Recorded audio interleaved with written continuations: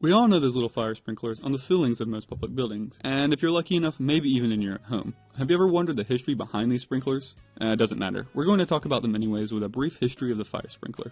The first instance of a fire sprinkler ever being invented was by Leonardo Da Vinci. He designed the fire sprinkler system for the Duke of Milan. The system worked very well, actually a little too well, and ended up flooding the entire kitchen when a cook started a small fire because he was using a stove that he wasn't used to using, also made by Leonardo da Vinci. In 1723, Maurice Godfrey created what is commonly referred to as the first automatic sprinkler system. The system worked off gunpowder.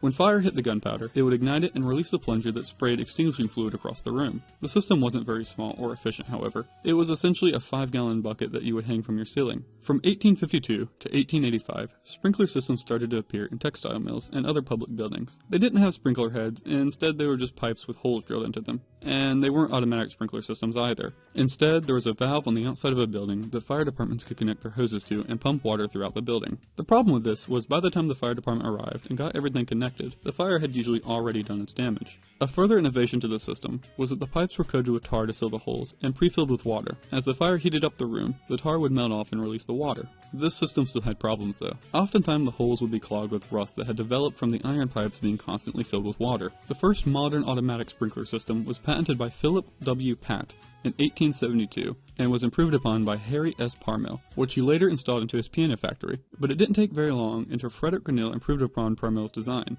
and in 1881, Frederick patented his first automatic sprinkler design. Frederick Grinnell continued to improve upon his design, and by 1890 he had invented the glass disc sprinkler, which is more or less the sprinkler that we use today. Of course, getting businesses to adopt this new sprinkler system was a whole new problem. These systems were expensive, and many business owners didn't see the benefits outweighing the price. But the solution to this was insurance, or a lack thereof. You see, at this time, there were no major insurance companies like State Farm. Instead, there were smaller local operations. As a result, if a major company like a textile mill wanted insurance, they would be charged an outrageous premium, simply because the small independent insurance agency couldn't afford the money it would take to replace the factory otherwise. This was compounded by the fact that insurance companies wouldn't lower insurance premiums for factories that installed sprinkler systems, mostly because it was an unproven technology. Instead of paying outrageous premiums for insurance, factories started to band together and form mutual insurance companies, where they put their premiums into a pool, and if one factory was damaged, the money from the pool would go into replacing that factory. And the system works, as long as not too many factories are damaged at once. If too many factories were damaged at once, however, there just simply wouldn't be enough money to go around, so the factories started to regulate themselves.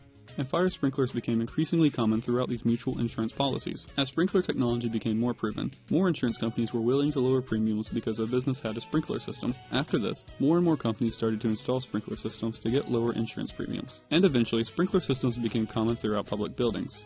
And of course today, we have building codes that require sprinkler systems. And in buildings that have a full sprinkler system, 96% of fires can be controlled just by the sprinklers themselves, which is definitely good news when you live on the 3rd floor of a building like me.